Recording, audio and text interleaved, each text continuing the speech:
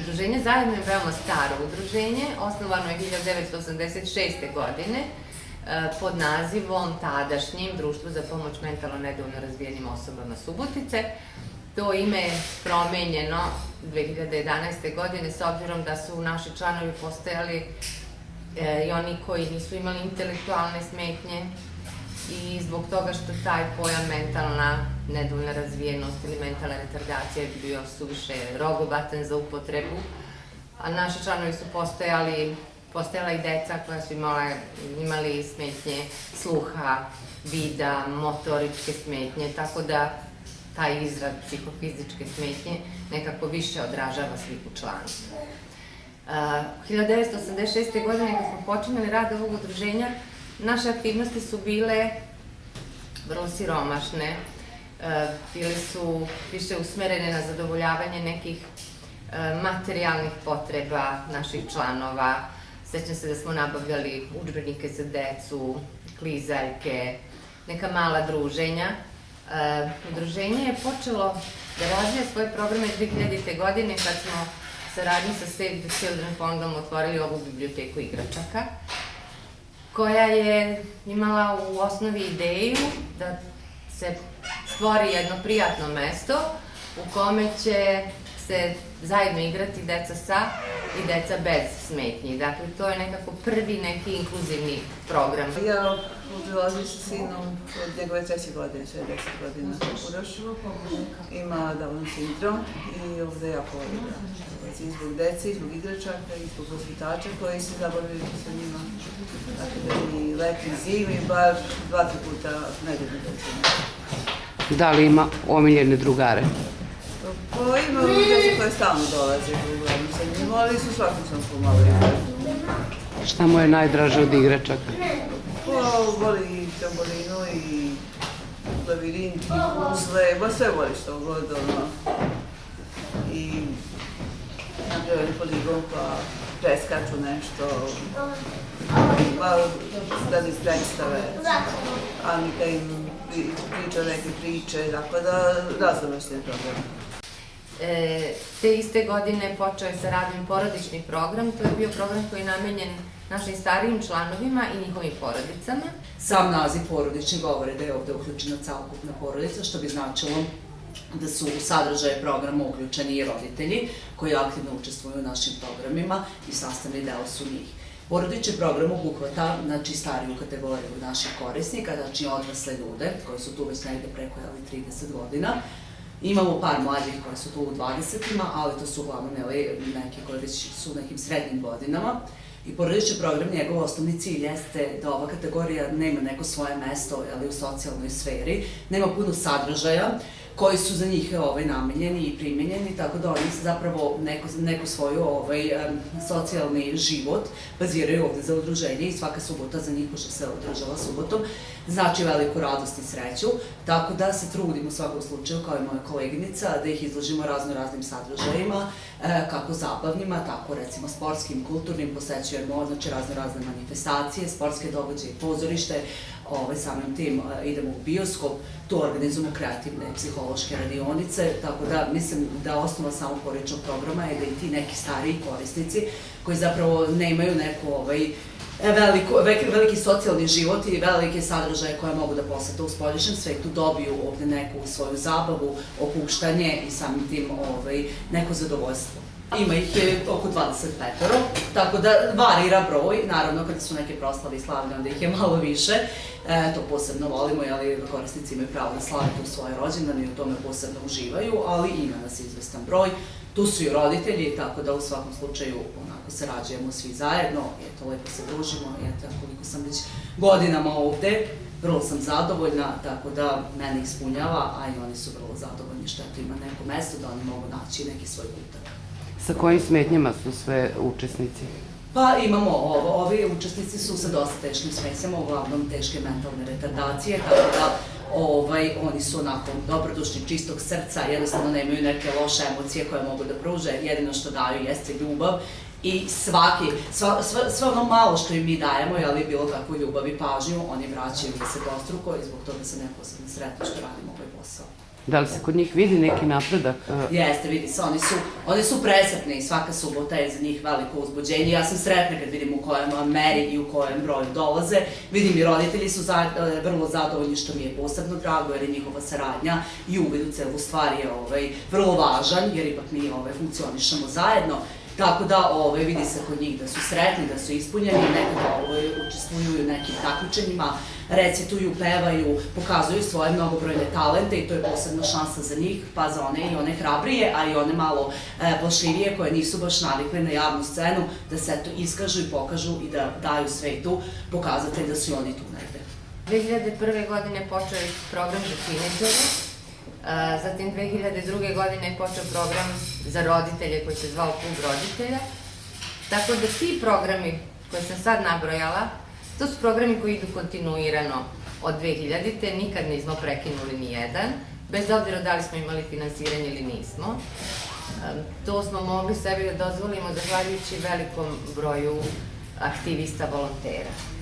Naime, članovi ovog udruženja su deca, mladi ili odrasli, kao osobe sa invaliditetom, dakle, deca i mladi sa smetnjama i odrasli sa invaliditetom, njihovi roditelji, zakonski zastupnici, ali i drugi aktivisti koji se profesionalno ili po svom senzibilitetu opredeljuju da se bave ovim osobama koji su naši glavni članovi.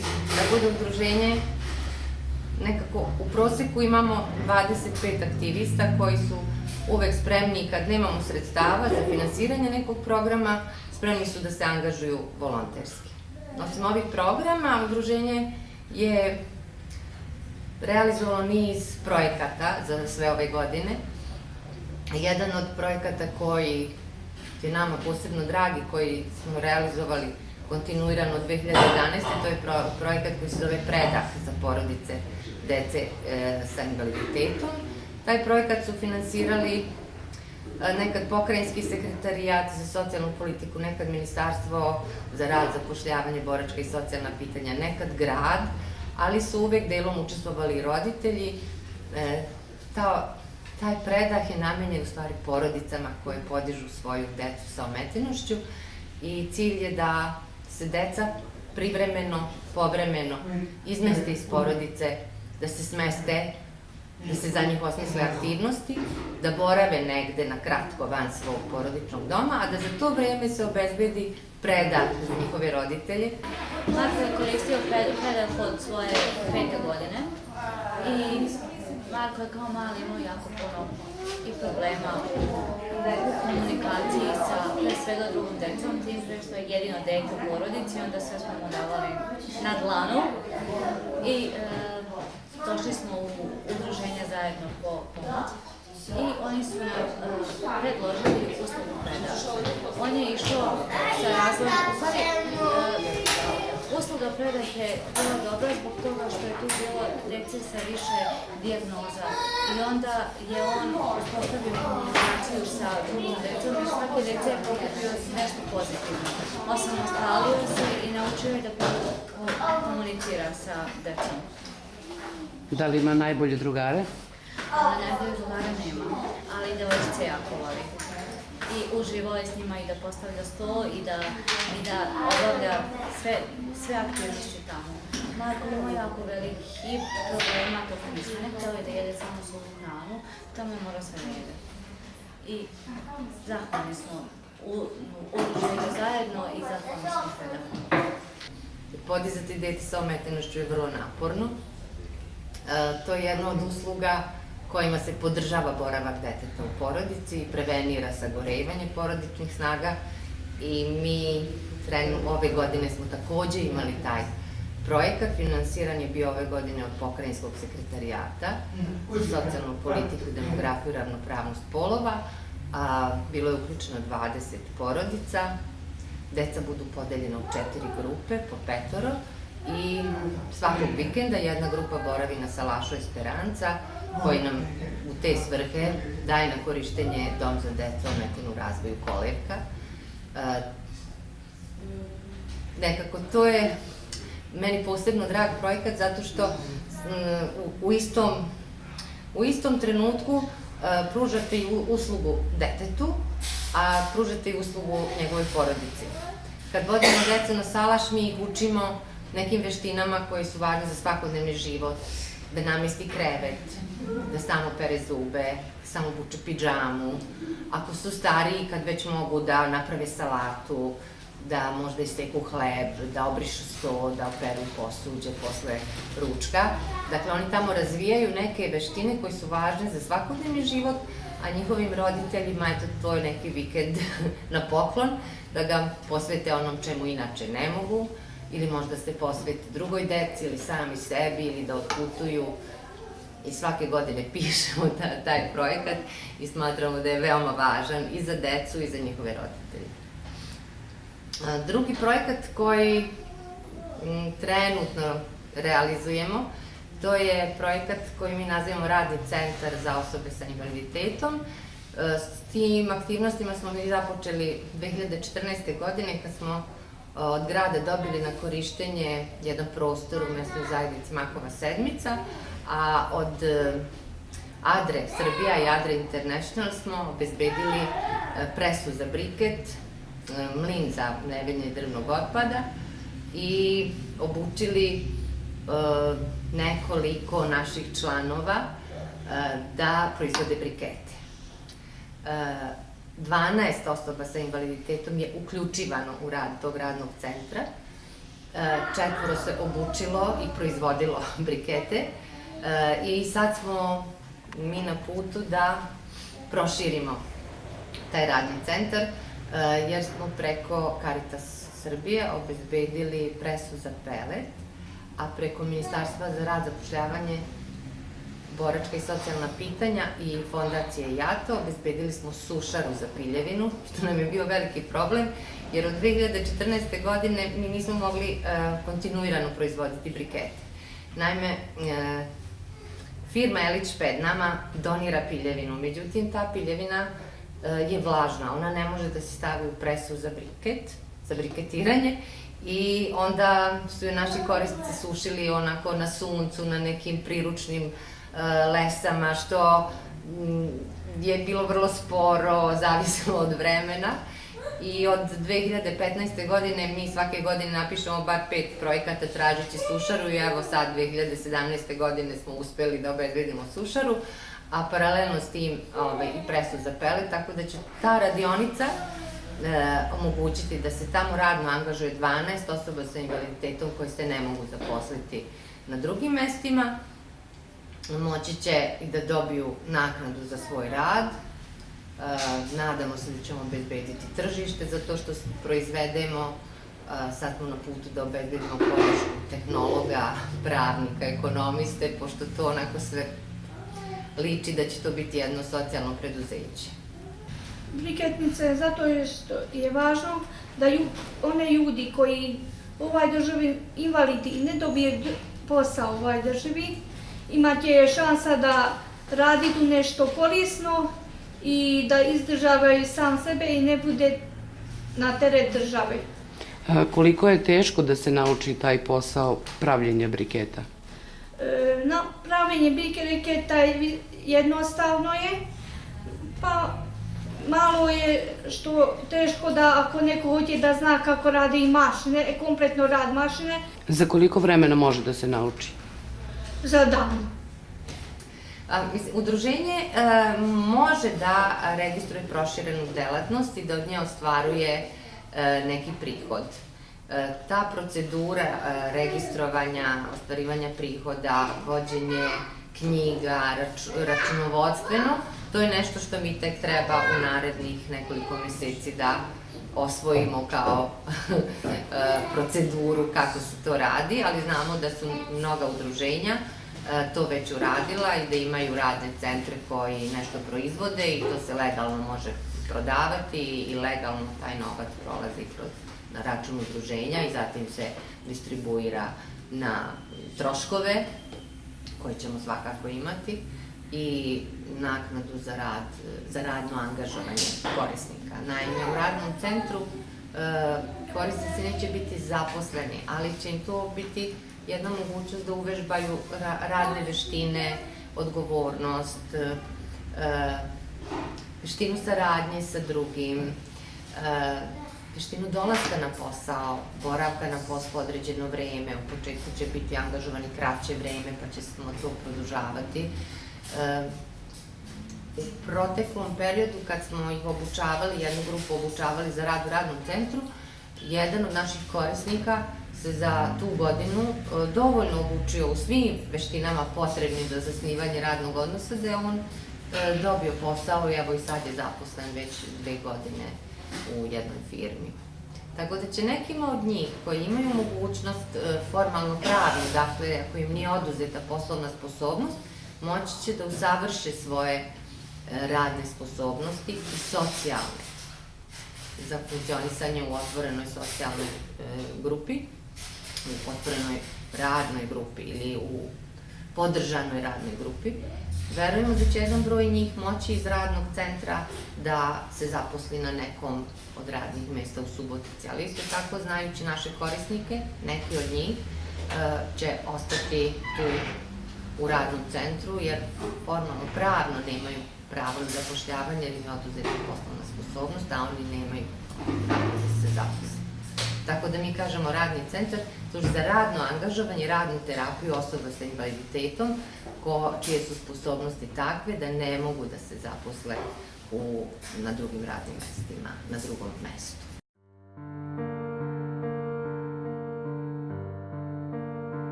Jedan od projekata koje udruženje realizuje,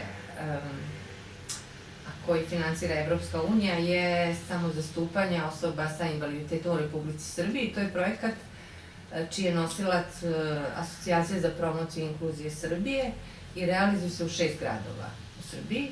Subotička grupa je počela sa radom 2016. godine i projekat traje do maja 2018. Cilj ovog projekta je da kod osoba sa intelektualnom ometenošću razviju veštine samozastupanja, to je da podigne svest o ličnim pravima, njihovim ličnim pravima, o načinu ostvarivanja tih prava, o načinima borbe za ta prava, o ličnom učešću za borbu za svoja prava.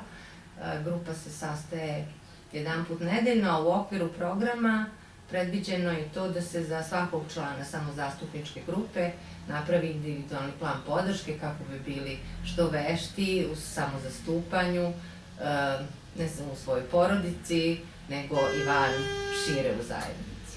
Koliko su napredovali? Mi smo bili na početku ovog projekta dosta skeptični, s obzirom da se radi o osobama sa intelektualnom ometenošću. I prvo smo radili na njihovom samouvidu, dakle da dođu do samih sebe, da osveste svoje teškoće, svoje slabosti kao i svoje snage, da ih podstaknemo na izražavanje nekih, na teme kojima možda nikad nisu imali prilike da govore. I to je u početku išlo dosta teško. Samo izražavanje u grupi je bilo teško pred drugima. Trebalo je mnogo podsticaja. Međutim, kako je vreme prolazilo, svaki član grupe je napredovao na tom polju.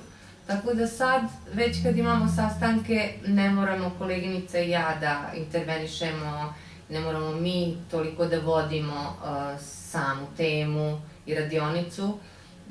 Oni su sad već dovoljno vešti da su izabrali sebi predsjednika i zamjenika predsjednika, tako da teme zajednički određujemo i nekako pomalo se koleginice i ja iz te grupe povlačimo, a oni nekako preuzimaju i odgovornost i samo inicijativu da te radionice i te teme odrade. Naravno, mi smo uvek tu, ali se radujemo što je naše učešće u tim radionicama sad sve manje, a njihovo je sve veće. Do kad projekat traje? Projekat traje do maja 2018. Nadamo se da će se nastaviti, ali bez obzira ako se ne nastavi, svaki član grupe je profitirao u svom ličnom razvoju, razvio je neke veštine, podigao je svest o svojim pravima, negde onako i kapacitete za borbu protiv diskriminacije i to je nešto što će im ostati za ceo život. Član ovog udruženja sam, pa možda kažem 17 godina, tu i tamo. Možda malo više, možda malo manje, sad tačno ne znam. Pa sad šta još mogu drugo da kažem, ne znam, na primjer, družimo se, pričamo o nekim ozbiljnim stvarima i tako to, zavisi sad ko kakav problem ima, gledamo da rešimo i tako to.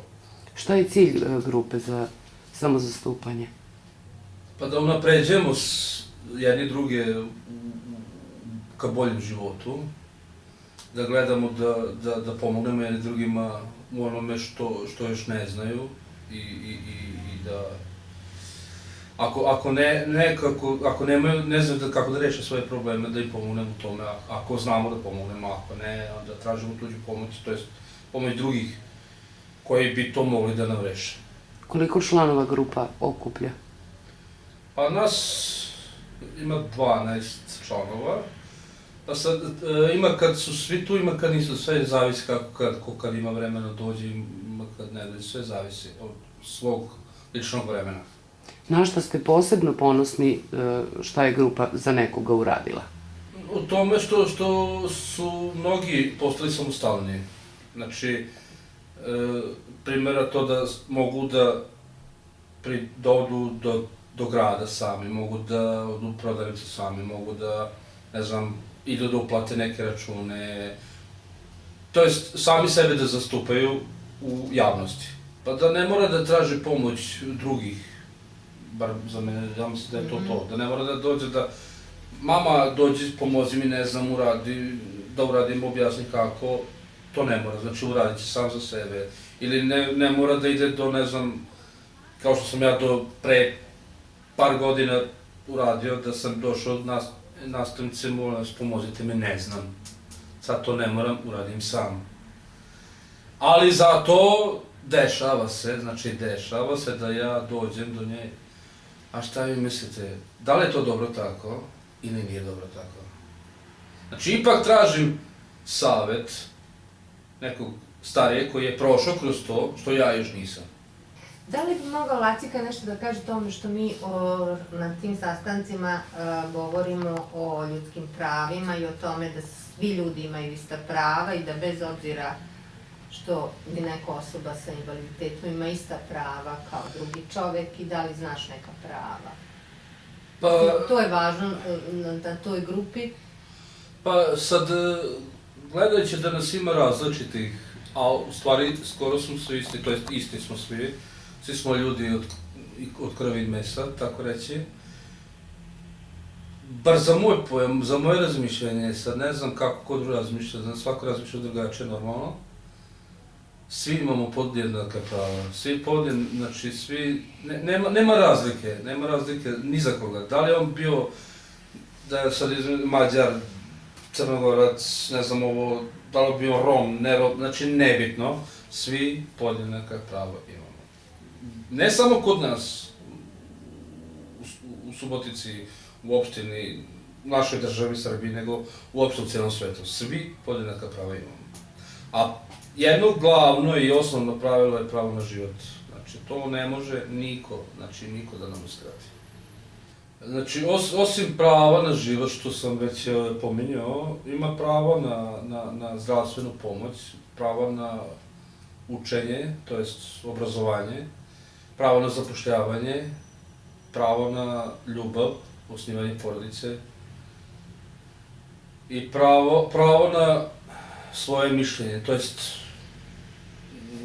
da izgovorim ono što mislim i onako kako ja mislim, na izražavanje, tako reći, jeli? I na pravo na odluku. Znači, svako ima pravo da odluči ono što hoće, kako hoće, gde hoće i tako to.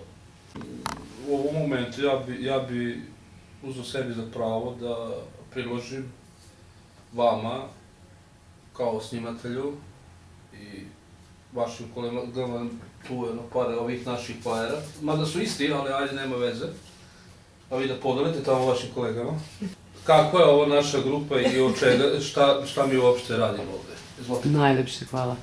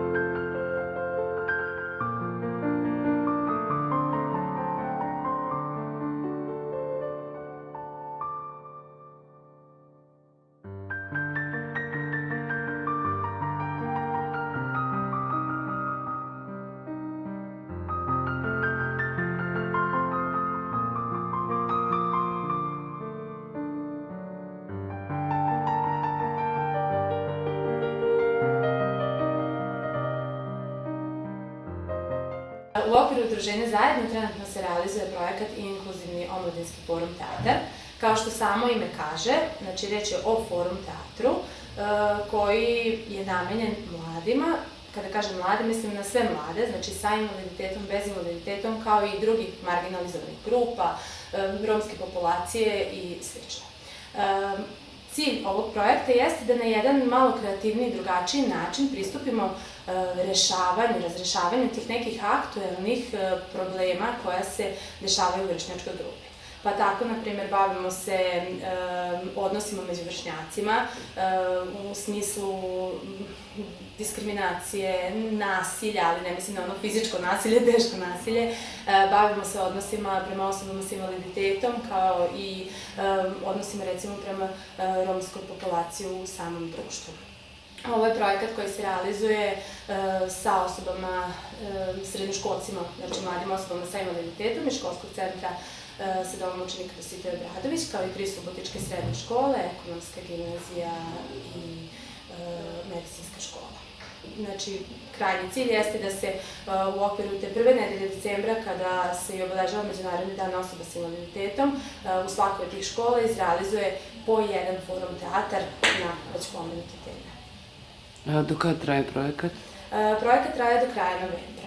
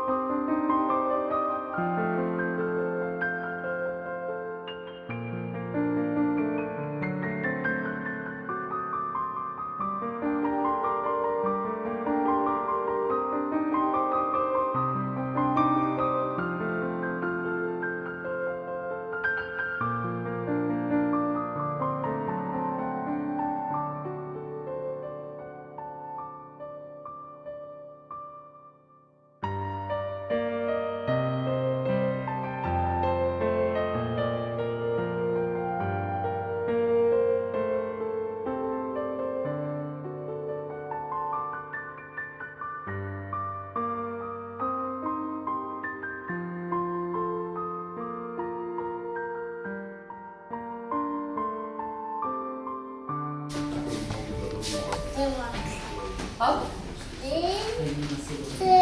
3, 4. Sofija je došla u biblioteku igračaka kad je bila beba, kad je imala 10 meseci. Njeni roditelji su gluvi i imaju dosta nerazumljiv govor, a ona se rodila, eto, kao čujuća devojčica, koja je mogla da nauči pravilno da govori. I došla je tu sa 10 meseci i mi smo se zaista u toj prvoj godini svi u udruženju angažovali, i vaspitači, i logopedi, i defektolozi, da proboravimo s njom što više vremena. Imali smo i psihologa kao pomoć. Jedna mlada naša koleginica je bila ovde zaposlena preko javnih radova i svaki dan je bila podrška Sofiji da nauči da govori. Sofija danas lepo govori, sad treba da nauči gestove kako bi mogla da se sporazume sa svojim roditeljima. Eto, njoj je ova biblioteka igračaka bila i razvojni podsticaj, ne samo igra i radost, nego dobro joj je došla za učenje govora. Kaži Sofija, kako se ti zoveš? Kako, glasno? Sofija. Sofija, ko je ono tamo? Ko je ono tamo? Ko je tamo? Ko je to? To je tata. To je tata. A ko je ono tamo? To je? Mama. To je mama.